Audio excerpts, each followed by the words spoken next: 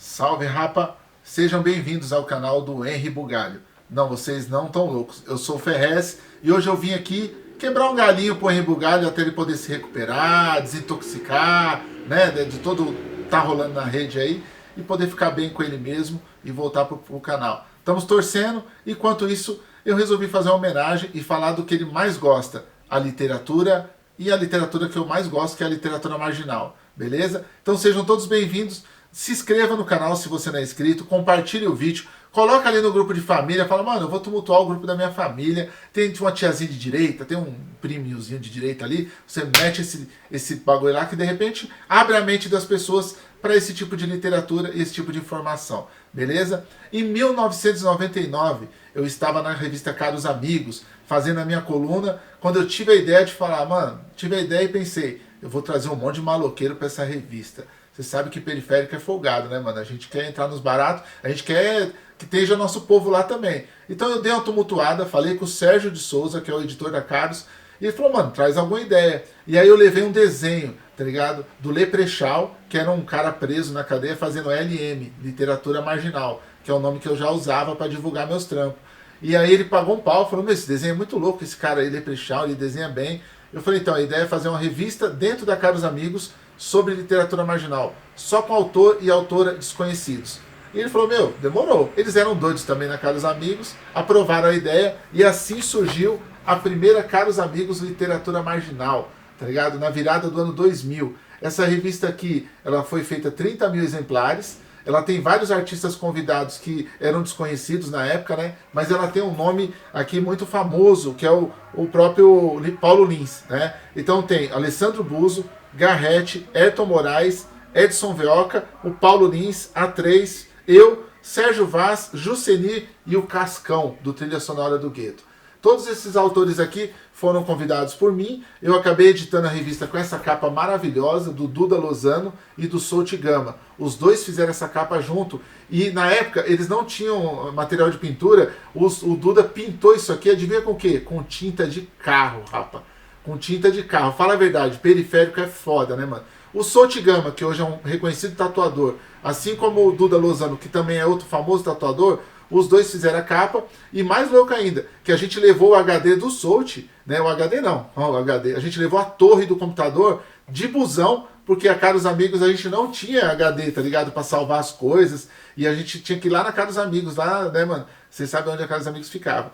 Ali lá perto do Lago da Batata. Então nós levamos de busão, a gente fazia a edição da revista, levava de busão. Fazia os textos, levava de busão. Todos os convidados que participaram da revista, eles acabaram mandando os textos, né, em papéis assim, escrito de qualquer jeito. Você tá ligado como que é, né, mano? Muitos autores aqui nem escreviam. O Gato Preto, por exemplo, ele me ligou, tá ligado? E ele falou, mano, eu vou falar o texto pra você. Do orelhão, na quebrada dele, ele me ligou, tá ligado? E divisa com o Morumbi ali. Então, pelo telefone, ele passava o texto e eu ia escrevendo. Bom, no final disso tudo, faltava só um detalhe, a distribuição. A Caros Amigos é conhecida por ter uma distribuição muito boa, mas me incomodava não ter nas bancas das quebradas onde eu ia.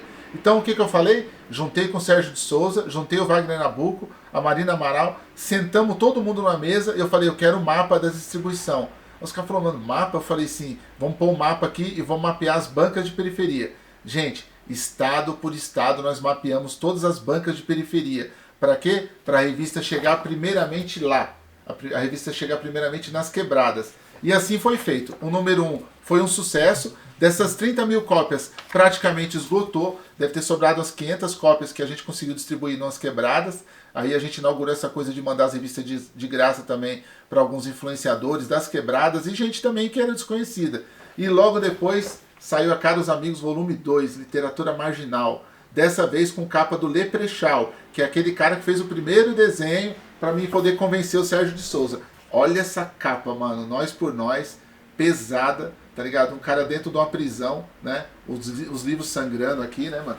A verdade da literatura toda baleada. E dessa vez aqui a gente trouxe um monte de gente diferente também, mano.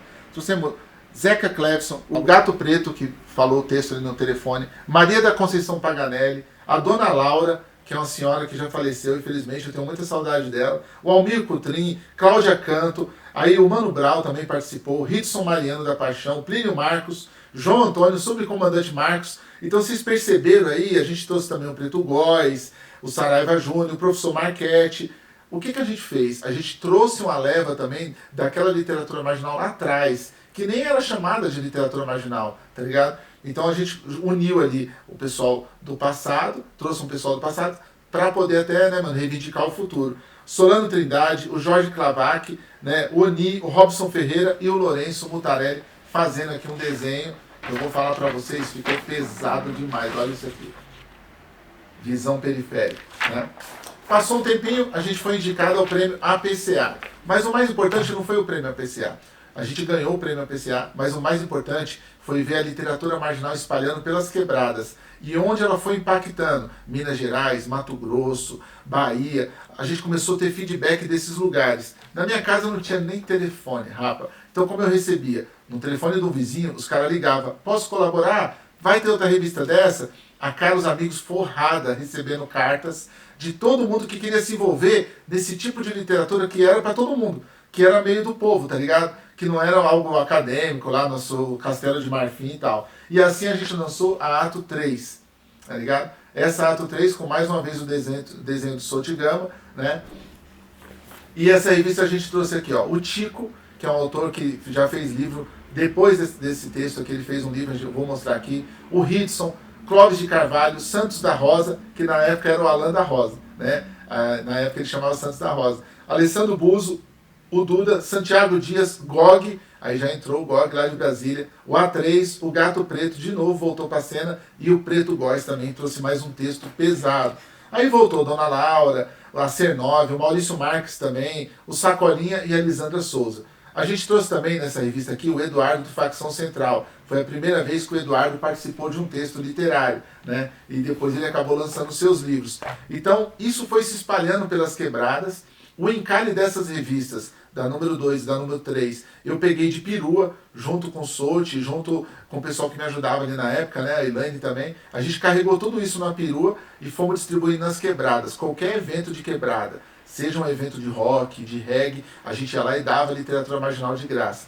Então a gente reforçou essa coisa da revista estar nas quebradas, tá ligado? Logo um pouco depois começaram a nascer os saraus. E aí a gente teve esse orgulho de ver a revista já tendo sido comentada em algum lugar, tá ligado? Entre essa primeira leva, a gente editou tudo nesse livro aqui, ó, Literatura Marginal, onde a gente juntou os maiores expoentes da literatura dentro da revista e colocamos no livro. Foi lançado em 2005, está esgotadíssimo. Eu não posso deixar de referência aqui um dos caras que primeiro fizeram o sarau em São Paulo, o Binho, né, que tem esse livro aqui. O Binho foi total desbravador dessa questão de saraus, e onde o Binho me pegou ali? Na postesia, quando ele põe aquelas poesias no poste, né? O Binho veio antes da revista Literatura Marginal, tá ligado? Então ele é diretamente um dos criadores dessa vertente, mesmo não querendo assumir, mesmo querendo fazer só o seu sarau e tal. Ele é um cara que eu tenho muito orgulho de ver ali aquelas placas quando eu ia trabalhar em Santa Maria, eu trabalhava no Arquivo Morto, e ler aquelas poesias me influenciaram muito. Se você não conhece o Binho, nem o trabalho do Sarau do Binho, nem a Feira Literária da Zona Sul, vai se informar que vale muito a pena. Inclusive a Suzy Soares, né, mano? Que é a mulher forte por trás disso tudo aí, né? Ó, o Paulo Lins também foi um dos expoentes da literatura marginal. Ele não gosta de ser chamado assim, porque ele fez a parte acadêmica lá, né? Ele fala, eu sou um autor de literatura. Mas eu sempre ponho ele como referência, porque o Cidade de Deus impactou muito no trabalho que eu vinha fazer depois com a literatura marginal. E claro, né, mano, o Sérgio Vaz, que fez o Sarau da Cooperifa, que milita até hoje no Sarau da Cooperifa, que tem um trabalho importantíssimo na poesia. Então essa tríade aí, pra mim, ela é muito importante, né, como referência. Rapa, fato é que a literatura marginal nunca mais parou depois disso. Uns chamam de literatura periférica, outros chamam de literatura da divergência, né? Divergente também, tem vários tipos de nome. Eu chamo de marginal porque é os caras da margem, as minas da margem, é nós que fazemos o movimento pro centro. E aí a gente lançou a Selo Povo, que é a editora que eu coordeno aqui em São Paulo, e lançamos Kátia Ser9, que saiu naquela revista no começo, né? Marcos Teles, que é um autor da Bahia, Cidinha da Silva, que era de Minas, e o meu livro Cronista de um Tempo Ruim, que junta meus textos na Caros Amigos. Logo após isso, fizemos parceria com outras editoras. Lançamos o Palestra Itália, né? O Marcos Teles lançou pela editora de Sop. Aí veio o livro do Preto Góes, lembra que estava lá naquela revista? Preto Góes fez A Sociedade do Código de Barras, um livro impressionante, esgotadíssimo também. Aí o Tico lançou livro também, essa capa que eu não gosto, Elas, etc. Ele também não gosta, né, mano? Ele não gostava da capa, mas o editor falou que precisava ter uma pegada sensual e tal. Mas o Tico é um cara muito bom, infelizmente ele faleceu também. E o do Gueto Chabás, se você não conhece o trabalho do Gueto Chabás, lá atrás ele participou também da literatura marginal e veio com livro solo, né? Fato é também que a literatura marginal nunca mais parou. E o Henry deve estar contente com esse programa, porque imagina o tanto de livro que eu já mostrei aqui, né? Aí a literatura marginal começou a virar estudo, rapa, de faculdade. A gente invadiu as faculdades, invadiu outros países, lançamos no México, lançamos na Colômbia, lançamos na Bolívia, começamos a descobrir a América Latina como centro, assim como a Argentina, como centro dessa criação também de uma literatura marginal mundial. Ó, Polifonias Marginais, né? Nome difícil de falar. Polifonias Marginais é um trabalho da Lúcia Tenina, do Mário Medeiros, Érica Peçanha e da Ingrid Hack. Esses 4 aqui são os maiores estudiosos de literatura marginal que você vai saber na sua vida. Não tem ninguém que manja mais do que esses 4. Eles fizeram esse estudo. Logo depois, Modos da Margem, Figurações da Marginalidade na Literatura Brasileira. Esse estudo também, ó, gigantesco, esse compêndio, né? Saiu pelo Alexandre Faria, João Camilo Pena, Paulo Roberto Tonani e do Patrocínio. São os organizadores disso aqui. Eu estou te mostrando só alguns, porque na verdade saiu muitos estudos. Eu leio todos que chegam até mim. Teses que são encadernadas em papel normal, né? Que são encadernadas e tal, além dos livros oficiais. Aí tem A Descoberta do Insólito, do Mário Medeiros, o Mário Augusto Medeiros da Silva, que é aquele que também está na outra coletânea lá. Esse cara fez, olha o catatal. Sabe para quê, rapa? Para a nossa história não ficar invisível, para a gente ficar presente. Se a periferia tem uma história, se a periferia descobriu um jeito de escrever, se ela escapou da morte de alguma forma, isso tem que ser visibilizado, né? Isso aqui eu ganhei no Rio, Olhares sobre o Marginal, outra tese. Vozes Marginais na Literatura, uma tese impressionante que também virou livro, daquela mesma menina Érica que está no outro livro. Beleza? Fora todos os estudos, olha o tanto de referência, né, mano? Pra gente não ficar invisível, aí ainda frutificou mais essa árvore. Vozes dos Porões, do Alejandro Reis, mexicano, um autor que veio pro Brasil para poder escrever especialmente sobre esse tipo de literatura. Te Pego Lá Fora, do Ciríaco. Ciríaco é a nova safra, né? Nós já é os tiozinhos, as tiazinhas, nós ficamos para trás ali, trampando, né?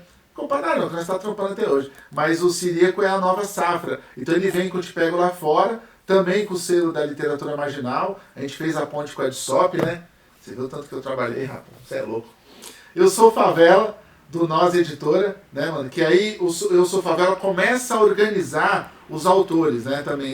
Esse livro ele traz o João Zanello Carrascosa, o Ciríaco, o Alessandro Buzo, o Marcelino Freire, o Marçal Aquino, que o Marçal Aquino também é da literatura marginal. Muita gente fala, não, mas é um autor que está em grande editora.